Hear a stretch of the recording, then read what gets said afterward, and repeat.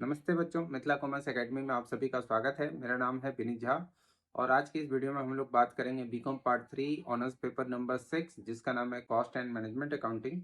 इसका final revision क्या क्या आपको अब कर लेना चाहिए। अब आपका जो एग्जाम है वो ऑलमोस्ट 15 मार्च के बाद ही होगा, तो अभी भी आपके पास बहुत सारा समय है। आप बहुत आसानी से इस पेपर की तैयारी अभी भी कर सकते हैं, थ्योरेटिकल और प्रैक्टिकल दोनों, क्योंकि अभी भी बहुत ज़्यादा टाइम है। तो आइए चलिए जानते हैं कि कौन कौन से ऐसे टॉपिक हैं जो बहुत ज़्यादा इंपॉर्टेंट रहेगा थ्योरी में भी और प्रैक्टिकल में भी।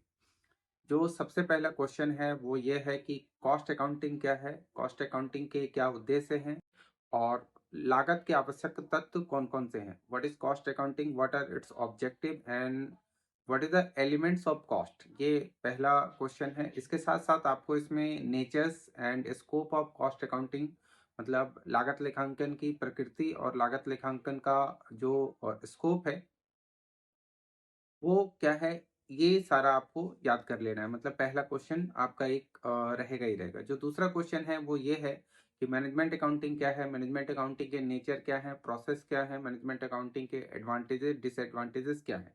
ये दो क्वेश्चन आपका रहेगा ही रहेगा। मतलब इन दोनों क्वेश्चनों को आप अभी से क्या कर लीजिए, याद कर लीजिए, या कोई शॉर्टकट नोट्स बना लीजिए और एक्सप्लेन आप अपने शब्दों में करेंगे तो भी कोई दिक्कत नहीं है। जो मेन मेन पॉइंट है वो एकदम सही रहना चाहिए इसका। तो दो क्वेश्चन हो गया, एक तो कॉस्ट अकाउंटिंग और एक मैनेजमेंट अकाउंटिंग। इसके बाद जो दूसरा इंपॉर्टेंट क्वेश्चन रहेगा वो ये रहेगा कि ब्रेक इवन पॉइंट किसे कहते हैं, प्रॉफिट वॉल्यूम रेशियो का क्या महत्व है, प्रॉफिट वॉल्यूम रेशियो कैसे लाभदायक होता है किसी भी इंडस्ट्रीज के लिए, और ब्रेक इवन पॉइंट से रिलेटेड जितने भी क्वेश्चंस भी होंगे वो भी बहुत ज़्यादा इंपॉर्टेंट रहेगा। तो दूसरा टॉपिक ये हो गया। तीसरा जो आपका क्वेश्चन है वो ये है कि प्रमाप लागत से आप क्या, स्टैंडर्ड कॉस्टिंग जिसको इंग्लिश में कहते हैं, तो उसको प्रमाप लागत कहते हैं हिंदी में आई थिंक। तो इसको, इसके क्या फायदे हैं और क्या नुकसान है। क्या एक व्यवसाय में प्रमाप लागत जो है यानी स्टैंडर्ड कॉस्टिंग जो है उसको इम्प्लाई करना चाहिए या नहीं करना चाहिए, मतलब लागू करना चाहिए या नहीं करना चाहिए, इसके ऊपर एक क्वेश्चन आपको याद कर ले रहे हैं। और स्टैंडर्ड कॉस्टिंग का एकमात्र क्वेश्चन आता है, मैंने प्रैक्टिकल वीडियोस अगर बनाए होंगे तो उसमें भी आपको दिखाया हुआ है, तो उसको आपको एक प्रैक्टिकल क्वेश्चंस करके जाना है। तो ये कुल हो गए आपके तीन हो गए। सबसे पहले तो कॉस्ट और मैनेजमेंट अकाउंटिंग का सारा मैंने आपको बताया कि ये आप करके जाइए। दूसरा जो है break even point profit volume ratios के बारे में, और तीसरा जो है स्टैंडर्ड कॉस्टिंग के बारे में बताया। जो चौथा इंपॉर्टेंट है वो है कॉस्ट शीट क्या होता है, कॉस्ट शीट का फॉर्मेट क्या है, कॉस्ट शीट बनाने के क्या फायदे हैं क्या नुकसान है।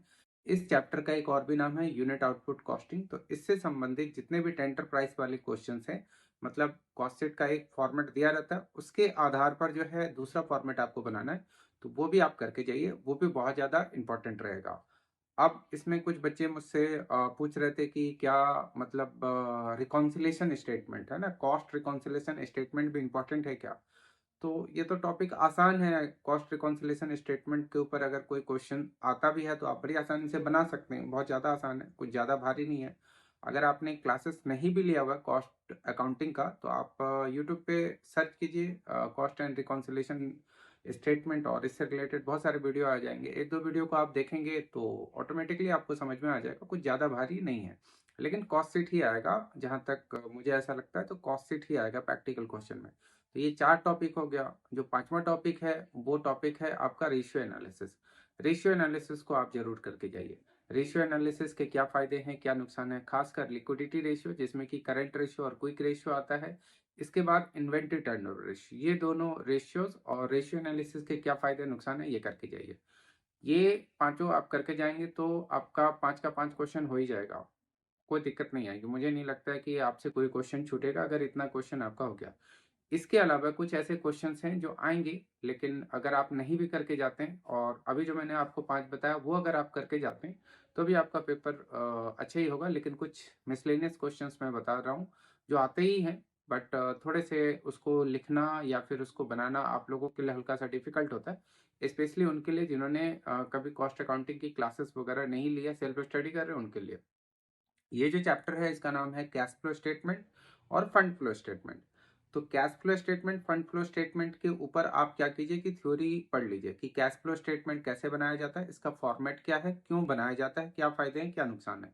फंड फ्लो स्टेटमेंट्स का क्या फॉर्मेट है, कैसे बनाया जाता है, इसके क्या फायदे क्या नुकसान, ये दो चीज आप थ्योरेटिकल पढ़ लीजिए। और जिन्होंने क्लासेस ली हुई है कॉस्ट अकाउंटिंग की, तो वो तो प्रैक्टिकल क्वेश्चन भी करके जाइए। इसमें बहुत आसान सा क्वेश्चन आएगा। कैश फ्लो स्टेटमेंट पे अगर कोई क्वेश्चन आया तो केवल ऑपरेटिंग एक्टिविटीज से रिलेटेड क्वेश्चन आएगा, इससे ज़्यादा और कोई क्वेश्चन आता नहीं है इस पे। तो आई होप कि अगर आप इतने टॉपिक को करके जाते हैं तो आपका जो एग्ज़ाम का तैयारी है वो बहुत अच्छे से हो जाएगा। और बाद बाकी जिन्होंने क्लासेस ली हुई हैं वो, उनको उनके जो टीचर हैं उन्होंने जो बताया होगा उस हिसाब से तैयारी करके जाइए। और मेरी वीडियो को अगर आप देख रहे हैं तो उसमें जो आपको ठीक लगे, जो मैच कर रहा है आपके टीचर से, उसके हिसाब से तैयारी करके जाइए। कॉस्ट एंड मैनेजमेंट अकाउंटिंग पे यही आपका मोस्ट इम्पॉर्टेंट रहेगा। कुछ ज़्यादा भारी क्वेश्चन आएगा नहीं, आप घबराइएगा नहीं, आसान सा क्वेश्चन आएगा।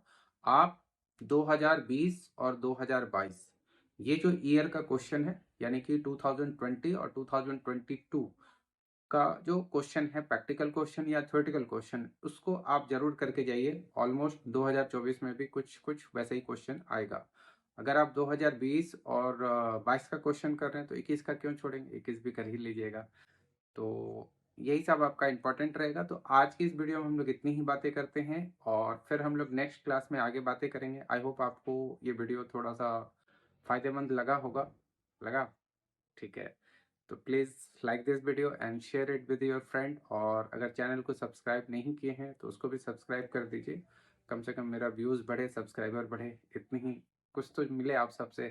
Thank you so much, goodbye. मिलते हैं फिर हम लोग नेक्स्ट वीडियो में। Okay, and keep studying. All the best.